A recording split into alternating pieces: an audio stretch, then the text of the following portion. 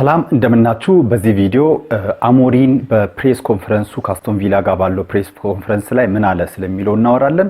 ስለ ብሩኖ ምን አለ፣ ስለ ኮቢ ሜኑ ምን አለ የሚለው እናለን። ስለ ኮቢ ሜኑ ወንድምስ ምን አይነት አስተያየት ሰጠ የሚለውን እናያለን። አሞሪን እንግዲህ በዚህ ፕሬስ ኮንፈረንሱ ላይ የተለያዩ ነገሮችን አንስቷል። ስለ ማንቸስተር ዩናይትድ ወጣቶችም አንስቷል። እነሱንም የወቀሰበት አለ። እሱንም በዝርዝር የምናይ ይሆናል ማለት ነው። እንግዲህ አሞሪን በፕሬስ ኮንፈረንሱ ላይ ካስቶን ቪላ ጋር እሁድ በመናደርገው ጨዋታ ቅድመ ትንተና አስቀምጧል ማለት ነው። የመጀመሪያው አሞሪን የተጠየቀው ጥያቄ እንግዲህ ጉዳት ነው። ስለ ጉዳት ተጠይቋል ማለት ነው። አሞሪንም ስለ ጉዳት ሲጠየቅ እንዲህ ብሎ መልሷል ማለት ነው። ስለ ተጫዋቾቹ በሙሉ ዝግጁ ናቸው። ወደ አፍኮን ከሄዱት ከሶስቱ ተጫዋቾች ማለትም እነ አማድ እምቤሞና ከማዝራዊ ውጪ እና ጉዳት ላይ ካሉት ቀደም ብሎ ጉዳት ላይ ካሉት ማለትም ከማጓየር እና ከድሊት ውጪ ያሉ ተጫዋቾች በሙሉ ጤንነት ላይ ናቸው። በዚህ ሳምንት የተጎዳብንም የለም፣ ከጉዳትም የተመለሰ ሰው የለም ሲል እንግዲህ አሞሪን መልሷል ማለት ነው። በጣም አስገራሚ የሆነ ፕሬስ ኮንፈረንስ ነው። ብዙ ነገሮች የተዳሰሱበት ነው። እንግዲህ ሌላው ጥያቄ የተጠየቀው ሩበን አሞሪን እንግዲህ ምንድነው ስለ ኮቢ ሜኑ ነው። የመጀመሪያው እንግዲህ የኮቢ ሜኑ ወንድም ቲሸርት አሰርቶ ፍሪ ኮቢ ሜኑ ብሎ በቀደም ባለፈው ጨዋታ ከበርንማውዝ ጋር በነበረን ጨዋታ እንደገባ ይታወቃል። እንግዲህ ስለዛ ተጠይቆ ቲሸርቱን የለበሰው ኮቢ አይደለም፣ በቲሸርቱ ምክንያት ደግሞ ኮቢን ካሰላለፍ ውጪ ላደርገው አልችልም፣ በቲሸርቱ ምክንያት ደግሞ ኮቢን ወደ አሰላለፍም ለመልሶ አልችልም የሚል የሚገርም መልስ ሰጥቷል ማለት ነው። እና አሞሪን እዚህ ጋር ያደረገው ነገር በጣም መደነቅ ያለበት ነው። ነገሩን ዲፊውዝ ነው ያደረገው። ተጨማሪ አስተያየት ቢሰጥ ሌላ ነገር ቢናገር ኖሮ ምን የሚል አንድምታ ይሰጥ ነበረ። ሌላም ተጨማሪ ነገሮችን ይፈጥርና ጫጫታዎችን ያመጣል ማለት ነው። እንግዲህ አሞሪን ደግሞ በቀጣይ እንደዚህ ሲል ተናግሯል በዚህ ፕሬስ ኮንፈረንስ ላይ ለጨዋታው ትክክለኛ ሰው ኮቢ ሜኑ ከሆነ ብቻ ነው ወደ አሰላለፍ ኮቢ ሜኑን ምን መልሰው፣ ካለበለዚያ ግን ወደ አሰላለፍ ወይም የሚጫወትበት ምንም አይነት ምክንያት የለም። ለዚህ ጨዋታ ተገቢው ተጫዋች ነው ብለን ካመንን እናሰልፈዋለን። ደግሞ በተጨማሪም እንዲህ ብሎ ተናግሯል። በኮቢ ሜኑ ወንድም ምክንያት የሱ ቤተሰብ የሆነ ነገር አደረገ ብለን እኛ ኮቢ ሜኑ ላይ ምንም አይነት ነገር እርምጃ አንወስድበትም። ይሄ በጣም ጥሩ ነገር ነው። እንግዲህ እየተሰማ እንዳለው መረጃ ኮቢ ሜኑ የልቀቁኝ ጥያቄ እንዳቀረበ አሁን እንግዲህ በቅርብ ሰዓታት የወጡ መረጃዎች በስፋት እየተወሩ ነው። ስለሱ ሙሉ ቪዲዮ መሰራላችሁ ይሆናል ማለት ነው። ከዛ ውጪ እንግዲህ ስለ ቪላ ተጠይቋል ማለት ነው። ስለ ቪላ ወቅታዊ ሁኔታ እንግዲህ አስቶን ቪላ ምን አይነት አቋም ላይ እንዳለ እናውቃለን። የሲዝኑ አጀማመራቸው በጣም ደካማ የነበረ ቢሆንም አሁን 9 ተከታታይ ጨዋታዎችን በማሸነፍ ወደ ታይትል ኮንቴንደርነት ወደ ታይትል ተወዳዳሪነት መጥቷል የሚል ጥያቄ ተጠይቆ ነበረ። ምን ብሎ ነው የመለሰው? ምርጥ አሰልጣኝ ያላቸው፣ በፈለገበት ሳለ የፈለገውን ነገር ማድረግ የሚችል ጠንካራ ቡድንም አላቸው። ለዚህ ይሄ ቡድን ወደ ዋንጫው ውድድር የለበትም ቢባል ስህተት ነው የሚሆነው። ለዚህ ምርጥ አሰልጣኝ ያላቸው፣ ምርጥ ጠንካራ ቡድን አላቸው ሲል እንግዲህ አስቶን ቪላ ወደ ታይትል ኮንቴንደርነት ተፎካካሪነት እንደመጣ ሐሳቡን ሰጥቷል ማለት ነው። እንግዲህ አሞሪን ሌላ የተጠየቀው አስገራሚ ጥያቄ ምንድነው? ብዙ ጎል ስለማግባትና ብዙ ጎል ስለሚገባብን ምክንያት ተጠይቋል። እንግዲህ ይሄን ጥያቄ እንግዲህ ቀለል አድርጎ ነው የጠየቁት፣ ግን አሞሪን በጣም በሚገርም ሁኔታ ነው አብራርቶ የመለሰው። በባላንስ እንግዲህ በአታኩና በዲፌንድ በሚያደርገው በአጥቂና በተከላካይ መካከል ያለውን ባላንስ ማግኘት አለብን ብሏል። እንግዲህ በበርንማውዙ ጨዋታ ላይ መግባት የሌለባቸው ጎሎች፣ ማስወገድ የምንችላቸው ጎሎች ተቆጥረውብናል ብሏል ማለት ነው። ብዙ ማስተካከል ያለብን ነገሮች እንዳሉም ጠቅሷል ማለት ነው። እንግዲህ አሁን በአሞሪን ላይ እንግዲህ ትልቅ ተቃውሞ እያመጣ ያለው የኮቢ ሜኑ ጉዳይ ነው። አሁንም ከዛ ጥያቄ አልተላቀቁትም ማለት ነው። ሌላ ተጨማሪ በኮቢ ሜኑ ለጥያቄ ጠይቀውታል። ኮቢ ሜኑን አነጋግረከዋል ወይ አነጋግረከዋል ወይ ወይም ምን ሐሳብ አለ የሚል ነገር ተጠይቋል። እንግዲህ በዚህ ዓመት ብዙ የመጫወቻ ጊዜ ይሄ ጥያቄው ነው። እንግዲህ በዚህ ዓመት ብዙ የመጫወቻ ጊዜ አላገኘም ኮቢ ሜኑ። በባለፈው ጨዋታ ግን ከሌላ ጊዜ በተሻለ ጥሩ የመጫወቻ ጊዜ ተቀይሮ ገብቶ አግኝቷል። ይሄ እንግዲህ ኢፌክት ያኖራል ወይ ተጽዕኖ ያመጣበታል ወይ ወንድሙ ያን ነገር አድርጎ መግባት የሚል ነገር ተጠይቆ አይ ምንድን ያለው አይ አላነጋገረኝም ወይም አይ አላነጋገርኩትም ባለፈው ተቀይሮ ከገባ በኋላ በጣም አሪፍ ነበረ አሪፍ ነው የተጫወተው ዋናው ነገር ትሬኒንጉን በትክክል መስራቱና በሚፈለግበት ሰዓት ላይ መጫወቱ ነው ሲል አሞሪም እንግዲህ ተናግሯል ማለት ነው። በተጨማሪ ደግሞ በጣም ያሳቀኝ ነገር ምንድነው ያለው ቢሮዬ ክፍት ነው ወደ ቢሮዬ የመጣ ማንም ሰው የለም ብሏል። ይሄን ነገር እንግዲህ እንደምታስታውሱት በቀደም ተናግሮታል አሁንም ደግሞታል።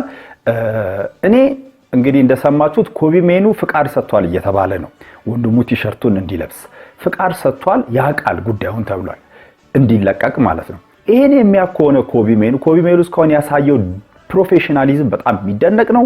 ምንም ማስተያየት አልሰጠም ጸጥ ብሎ ነው ያለው። ወንድሙ ግን ይሄን ነገር ሲያደርግ ሚዲያ እንኳን ወጥቶ ባይናገር አሰልጣኙ ጋር ሄዶ ማስተባበያ መስጠት ነበረበት። ግን ኮቢ ሜኑ እንዳውን እየተሰማ እንዳለው ልቀቁኝ በቃኝ አልፈልግም የሚል ሐሳብ ሰጥቷል እየተባለ ነው። ሌላ ሩበን አሞሪም እንግዲህ በዚህ ፕሬስ ኮንፈረንስ ላይ ሲጠየቅ ስለ ብሩኖ ኢንተርቪው እንግዲህ ብሩኖ ሁለት ኢንተርቪው ነው እንደምታውቁት በዚህ ሳምንት ውስጥ ያደረገው አንዱ ቀደም ብሎ በፖርቹጋል ብሔራዊ ቡድን በነበረበት ሰዓት ላይ ያደረገው ኢንተርቪውና ቡድኑን በጣም የተቸበት ባለቤቶቹን ኃላፊዎቹን እንዳልፈለጉት እንዲሄድ እንደፈለጉትና በሱ በቤተሰቡ ጉዳይና በአሰልጣኙ ውትወታ ብቻ እንደቀረ እንዳልተፈለገ እንደተገፋ የተናገረበት ኢንተርቪው እንግዲህ ብዙ ቀውስ ያመጣል ተብሎ እንደ መሐመድ ሳላ ሊቨርፑል እንደተፈጠረው ይፈጠራል ተብሎ ተጠይቆ ነበር። ግን የማብረጃ የሚመስል ኢንተርቪው ደግሞ ከሪዮ ፈርዲናንድ ሌጀንድ ሪዮ ፈርዲናንድ ጋር አንድ ላይ ሆኖ ሰጥቷል ማለት ነው። ሲጠይቁት ሩበን አሞሪም ስለ ኢንተርቪው ሲጠይቆ ከክለቡ ጋር ኢንተርቪው ከመለቀቁ በፊት ስለዚህ ጉዳይ ተነጋግሮ ጨርሷል። ብሩኖ በዚህ ጉዳይ ሁሉን ነገር ለክለቡ አስረድቷል። ክለቡም እሱን ተረድቶታል። ምንም ነገር የሚያመጣው ነገር የለም ብሎ እንግዲህ ይሄን ነገር ባጭሩ ቀደም ማለት ቀሽቶታል ማለት ነው። ሩበን አሞሪም በጣም ምርጥ መልስ ነው የመለሰው ሌላ ግርግር የሌለበት ማለት ነው። በተጨማሪ ምን የሚል ጥያቄ ተጠይቋል።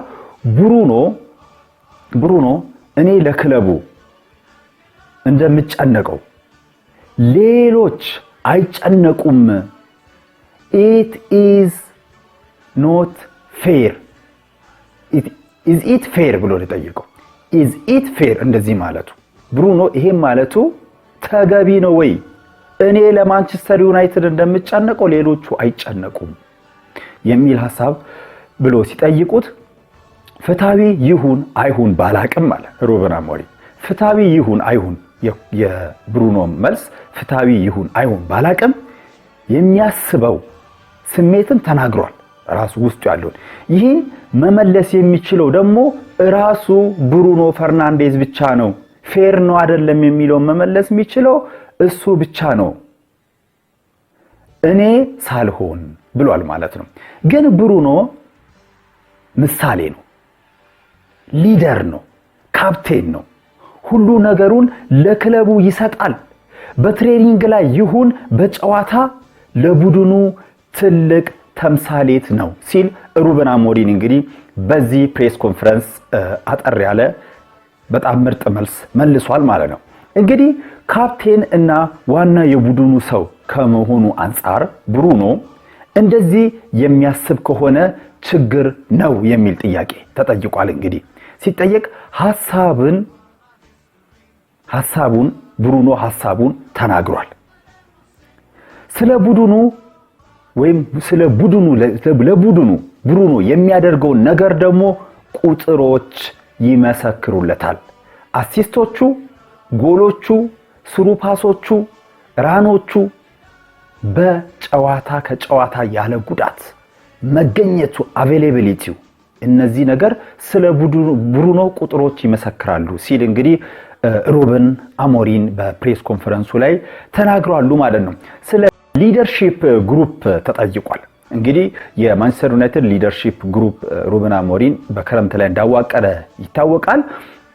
በኮቢ ሜኑ ጉዳይ ለምንድነው ይሄ ሊደርሺፕ ግሩፕ አንተ እንኳን መግባባት ችል እነሱ ኢንተርቪን አድርጎ ገብቶ መፍትሄ መስጠት ያልቻሉት ነገሮች እየተጋጋሉ ለምን ይሄዳሉ የሚል አይነት ሐሳብ ያለው ጥያቄ ተጠይቆ ለአሁኑ ሁሉንም ጉዳዮች እኔ ነኝ መልስ እየሰጠው ያለሁት ሩበን አሞሪም እኔ ነኝ ኃላፊነት ያለኝ እኔ ነኝ አሰልጣኙ እኔ ነኝ እያንዳንዱን ጉዳይ መልስ እየሰጠው ያለው ወደ ራሱ ወስዶታል ማለት ነው ኃላፊነቱን።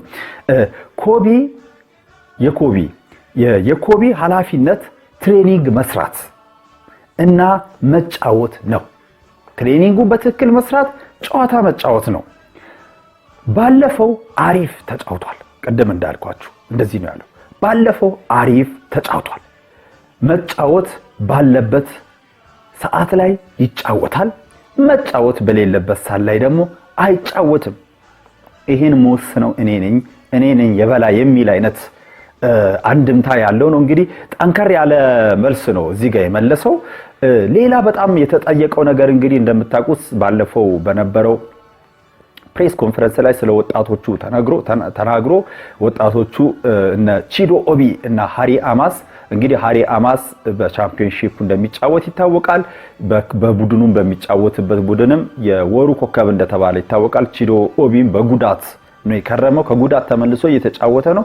እንግዲህ ሶሻል ሚዲያ ላይ ፖስት ስላደረጉትና ነገር ተጠይቋል ማለት ነው። እንደዚህ ሲል ሩበን አሞሪም መልሷል። እኔ እንደማስበው ብዙ መብት ያላቸው የሚመስላቸው በክለቡ ያሉ አንዳንድ ተጫዋቾች አሉ። አንዳንዴ ጠንከር ያሉ ቃላት መጥፎ ቃላት አይደሉም። አንዳንዴም መጥፎ ወቅቶች እንደሚባሉት ለወጣቶች መጥፎ አይደሉም። በጣም የሚገርም እንትን ነው የመለሰው።